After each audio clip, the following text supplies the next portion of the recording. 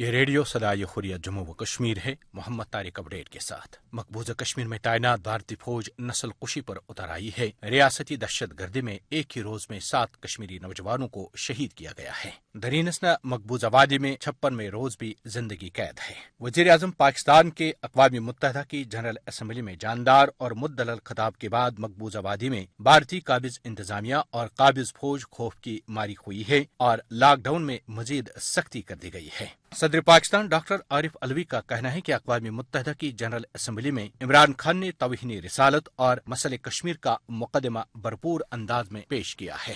Malaysia کے وزیر اعظم doctor Mahathir Mohamad نے بھی مسئلہ کشمیر کا معاملہ اقوام متحدہ کی جنرل اسمبلی میں اٹھاتے ہوئے کہا ہے کہ جموں و کشمیر پر حملہ کر کے اس پر قبضہ کر لیا گیا ہے۔ ڈاکٹر مہاتیر محمد نے جموں و کشمیر کو ایک علیحدہ ملک کہتے ہوئے کہا کہ اقوام متحدہ کی قراردادوں کے باوجود اس ملک پر حملہ کر کے قبضہ کیا گیا ہے۔ ڈاکٹر مہاتیر محمد سے قبل ترک صدر رجب طیب اردوان اور پاکستانی وزیر اعظم نے اپنے خطابات میں عالمی برادری کو کشمیریوں کو حق خود ارادہ دلانے کے لیے بھرپور کردار ادا کرنے کا مطالبہ کیا ہے۔ پاکستانی وزیر خارجہ شاہ محمود قریشی کا کہنا ہے کہ ہم نے دنیا کو بھارت کا اصل چہرہ دکھا دیا ہے۔ دنیا کو بھارت کی بڑی مارکیٹ کے دباؤ میں آنے کے بجائے انسانیت کو اہمیت دینی چاہیے۔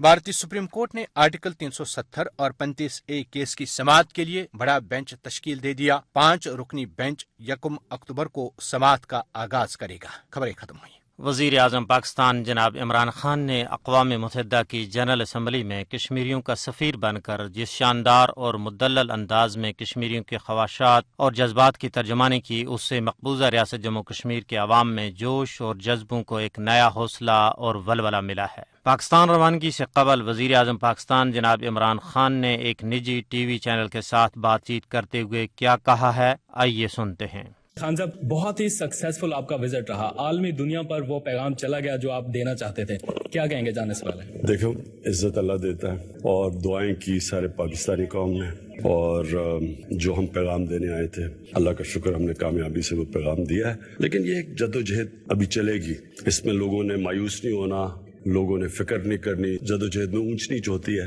لیکن انشاءاللہ جو ہم چاہتے تھے کہ دنیا کو پیغام مل جائے کہ جو 80 لاکھ کشمیریوں سے جو ظلم ہو رہا ہے، جو کرفیو لگایا ہوا ہے، یہ پیغام چلا گیا۔